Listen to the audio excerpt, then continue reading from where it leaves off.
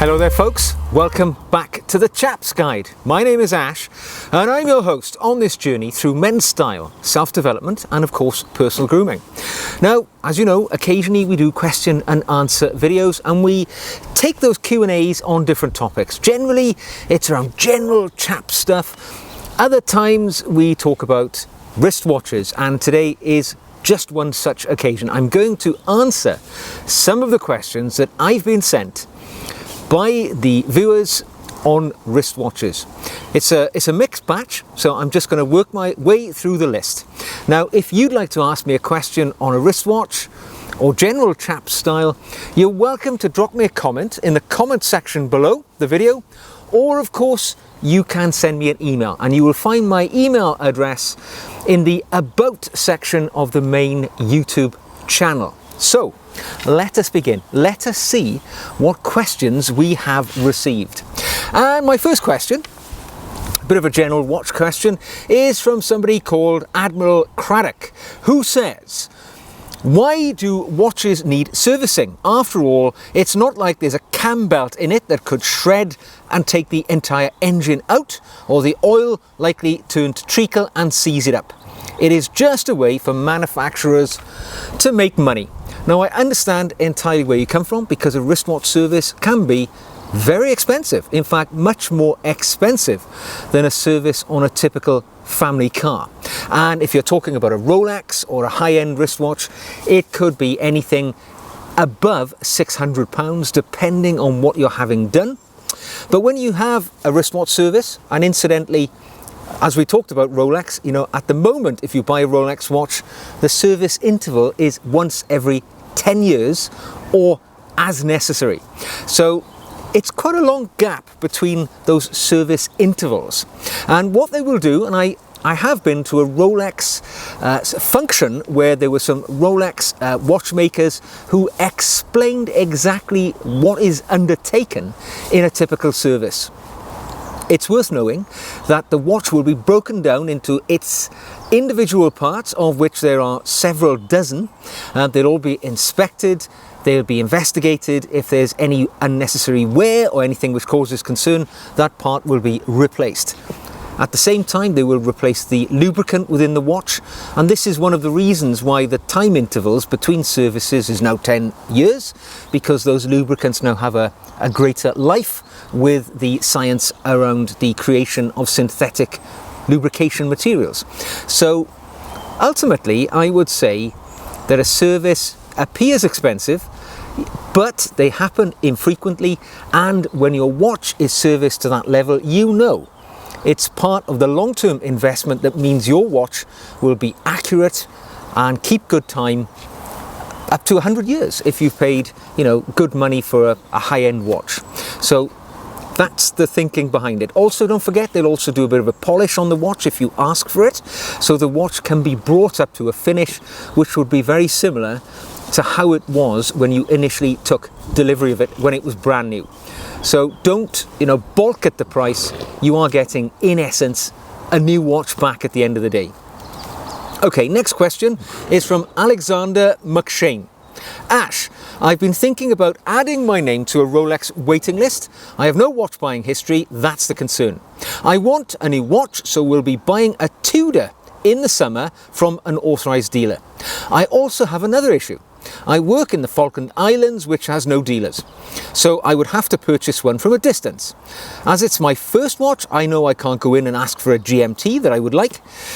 They say aim for a less popular model to have more chance of getting one. Can you give me some advice? So basically, we've got a potential buyer here who would like to buy a desirable watch, but he has a few issues. He's never bought a watch before, and he lives in a far-flung part of well, the British Empire down there in the Falkland Islands, and he doesn't have ready access to a Rolex authorized dealer. So how does he go forwards? Well, in the first instance, he says he wants a new watch, so he's going to buy a Tudor, and a great choice, an absolutely great choice. You know, the beauty of buying a Tudor, as people always say, you're getting 95% of the quality of a Rolex for less than half of the price, which I think is probably around about true.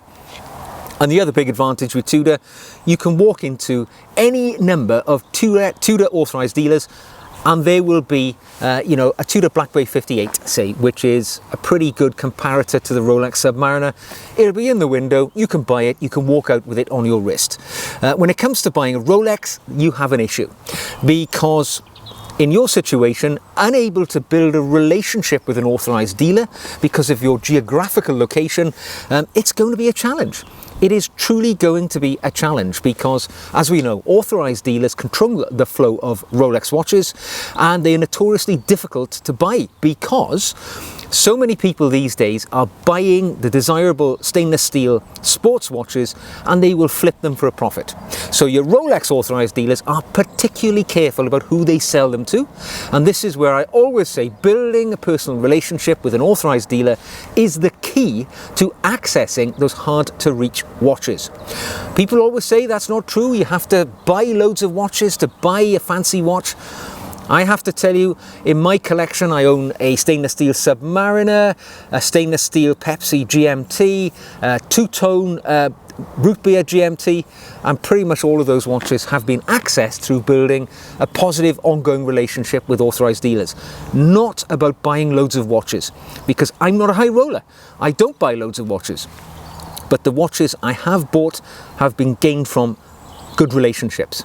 So my advice to our unfortunate friend who's in the Falkland Islands is the best thing I could advise is you make contact with an authorized dealer of Rolex in the United Kingdom, perhaps somewhere where you used to live in the UK, so you have an association, making that relationship via email, maybe a phone call, and enter into a long distance relationship where you're explaining to them, I'm in the location where I am, I would love to buy a watch, although hampered from doing so due to the distance between us, and see what happens. That is the only piece of advice I can give you. Possibly when you're next in the UK, pop in, have a conversation, explain the situation. It's highly unusual. There are obviously very few people who live in the Falkland Islands, and I'm sure that if you get a good authorized dealer, they will enter into a dialogue with you. So good luck with that. Okay, so our next question comes from viewer Steve Hall, and he asks, do you look at any smaller brands of watches? Also, what do you think of the grey market dealers flashing the cars and the cash in their watches? I'll answer that bit first. Yeah, you see on sort of Facebook forums, these chaps flashing off their gold Daytonas and things in their Ferraris, and me personally, I think asset flexing is what we're talking about, is unpalatable. It's ungainly for a gentleman. It's not something I would advocate, and for me, it makes those gentlemen look like idiots. So I hope I've answered that one. The first part of your question, do I look at smaller brands of watches? Absolutely I do. I mean, it could be thought that if you look at my YouTube channel, I have a strong disposition for Rolex and Tudor watches. And that's true. I tend to wear Rolex watches day to day because I'm on record. I like the brand, I like their wearability and their robustness. However, a little while ago, I did undertake a few reviews of watches, which have been, watch brands have approached me, generally smaller brands, micro brands, and they've asked me, would I undertake a review of the product? And there's one brand which really connected with me, and that was Nivada Grenchen. It's a sort of reissue of a heritage Swiss watch brand, and I trialed their Depth Master watch for a few weeks. It was on loan to me. I did the review, sent it back. What a great little piece. Small number, small volume watch brand, but really lovely watch for a modest price. So I think, yeah, there are some lovely finds out there if you're prepared to go looking. Do not be hobbled by the mindset that you have to buy a well-known brand with a name that you recognize. Take a chance. Sometimes you can get some lovely surprises. Do your research first, find out about the movement in the watch and where it's been manufactured to give you an indication of what you're walking into. But yeah, I mean, let's be honest, it's not rocket science making wristwatches. So when you're making a purchase, as long as it's got a decent movement and the case is, solidly manufactured, you're going to have a viable wristwatch. So there we go. Take a chance. Okay, question here from, let's have a look. I cannot say the name. I'll put the symbols up on the screen. It's in a language I'm unfamiliar with. But the question is, thank you for your videos, Ash. If you could keep only one watch from your collection, what would you keep? The Explorer or the Datejust, and why?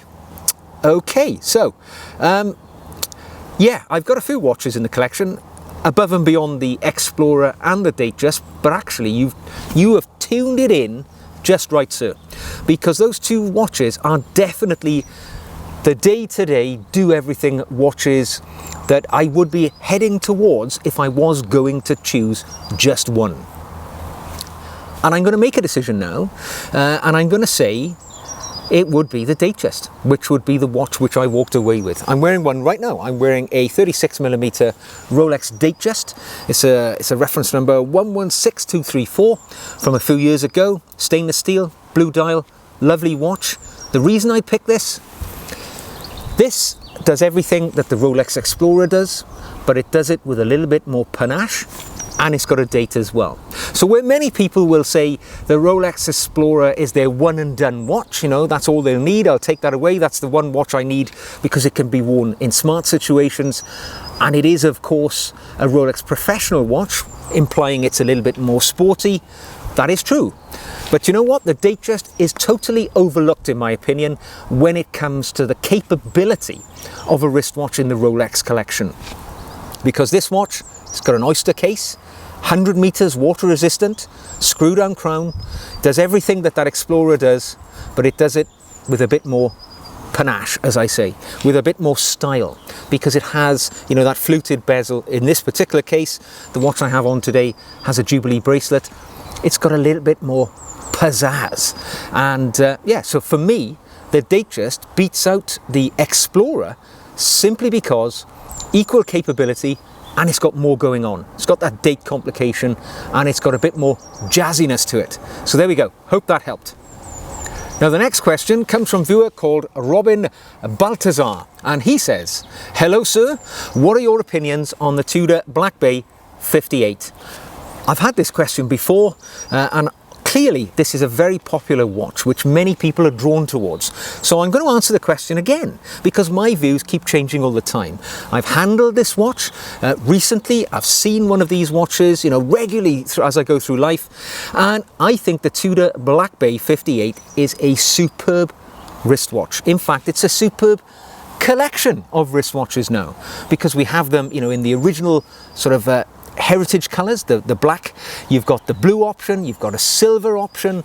Who knows what's going to be coming around the corner, because clearly this is a bit of a cash cow for Tudor, and rightly so, because it is a wonderful watch.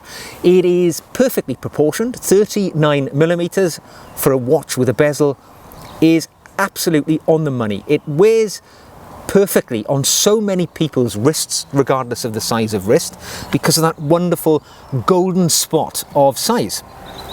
In addition, I would say that, you know, it's such a robust and tough and rugged watch. 200 meters of water resistance, screw down crown. It's a proper diver's watch. It's got a decent bracelet on it. One thing I would say, it does lack on the fly you know, micro adjustment, unlike the Rolex glide lock bracelet. I see no reason why Tudor couldn't introduce something of that nature onto the 58. If they did, it would be an incredible watch. But I think for the amount of money that a Tudor Black Bay 58 is, sub £3,000, it makes, you know, it's a no-brainer.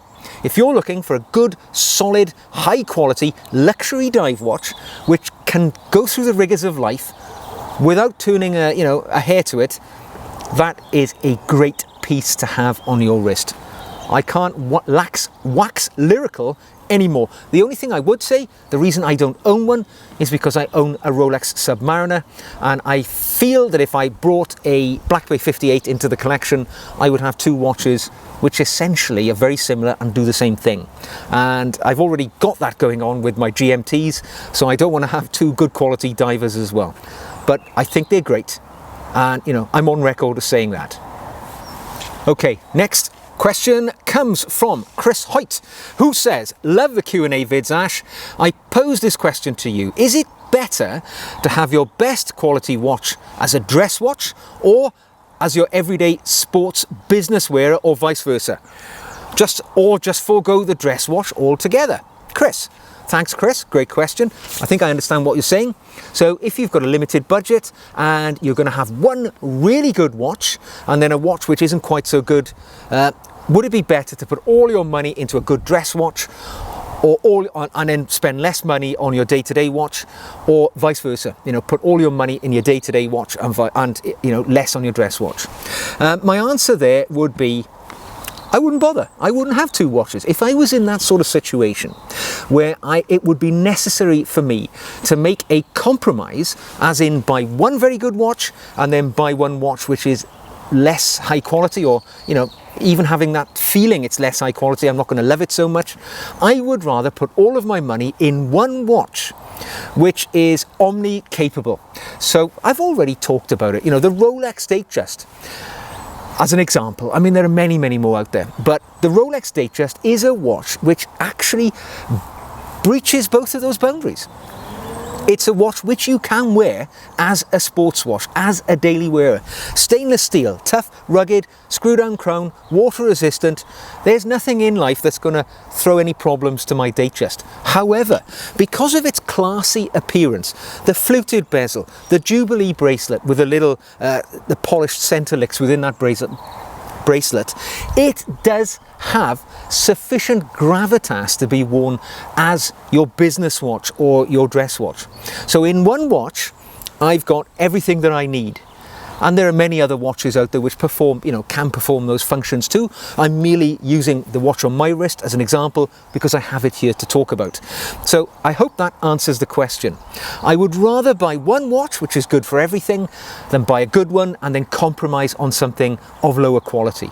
Because ultimately, when you're wearing it, you will always feel that you've made a compromise and the love affair will be affected. So there we go.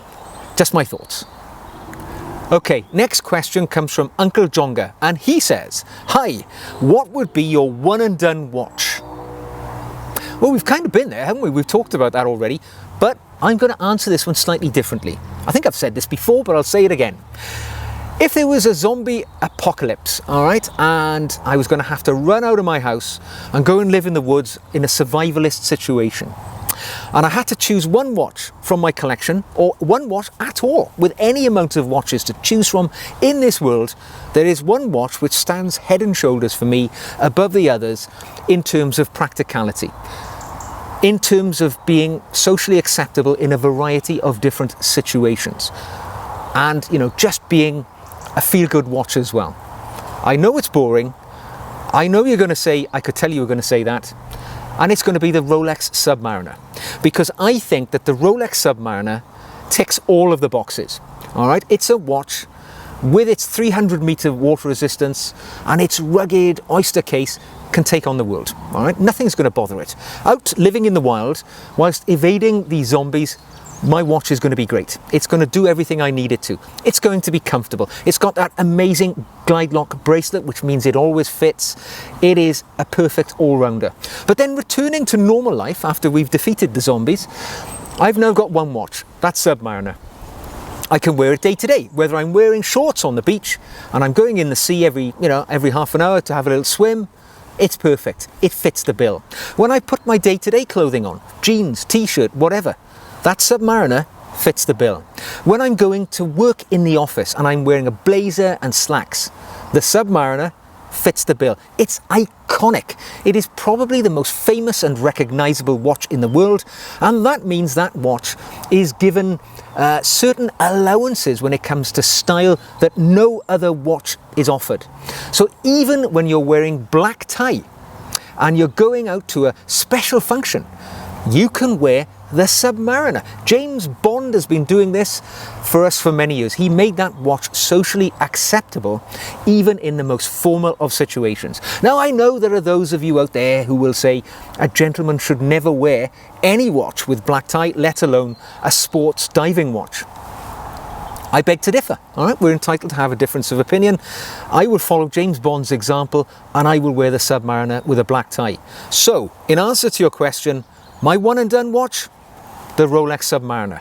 There is pretty much nothing that watch can't be worn for and isn't good at doing as a wristwatch. Okay, now our final wristwatch question comes from Mantis Shadow, and he says, "Good day, Ash. I would be delighted to hear your opinions on homage watches and alternatives such as Orient, Seiko, Citizen and Tissot." Okay, great question. It's not all about fancy, high-end, expensive watches or small micro brands which, are not really accessible to the wider population. The majority of us begin our journey in the watch world with actually one of the brands you've just mentioned. Particularly Seiko, they sort of dominate the automatic wristwatch world for lower-end sort of brackets. Orient, a member of the Seiko family, also delivering some great watches across a broad spectrum of different styles, from dress watches to functional sort of day-to-day and sports watches. Citizen, very similar again, Japanese brand, making good quality watches down there, many decades. Tissot, Swiss brand, getting up towards sort of more expensive, but I think they make some fabulous watches, and in the last few years some of their products have really come to the forefront and being seen as being highly desirable, and people who are watch collectors are starting to add certainly some of the Tissots, the PRX for instance, into their collection. So these are brands which are the entry access point to good quality watches. I own Seikos and Citizens. I've never actually owned a Tissot or an Orient for that matter, but I would have no doubt in recommending them as an entry route to people who are looking at great watches. Generally speaking, if it's made in Japan or if it's made in Switzerland, the wristwatch you're looking at is probably going to be a very capable, very quality driven watch, so worth investing in. Now, talking about homage watches, slightly different thing. I am less enamoured by homage watches because for me there always seems to be an element of deception within the watch. The watch has been manufactured to look like somebody else's design, and the person wearing it, I often think to myself, are they wearing that piece because it looks like the more famous watch? The most common of course being the Submariner, the Rolex Submariner, which is possibly the most copied or homaged watch in the world. I personally wouldn't go down the route of buying a watch which looks so similar to that watch that it would be mistaken for it on somebody's wrist, because I think there's an element of the deception there. So for me, I would rather go for something which is obviously unique or not pretending to be something else. It's just my thought. Take it yourself, what you would prefer to wear on your own wrist. Okay chaps, well, thank you for your questions. I hope there was some in there which were of some use to you. It's always a pleasure to answer your questions. Clearly, I'm just an amateur gentleman offering my opinions. This isn't expert testimony. Please don't believe it that it is. And please send me any questions you might have to the email address or drop me a comment in the comment section below. If you have enjoyed this video, I would encourage you to give us a thumbs up, click the red button if you'd like to subscribe, and you can even practically support the channel by buying me a coffee at the Buy Me a Coffee link, which you will find in the show notes below. So until the next time, wear your wristwatches with pride and passion, and I will see you again very soon.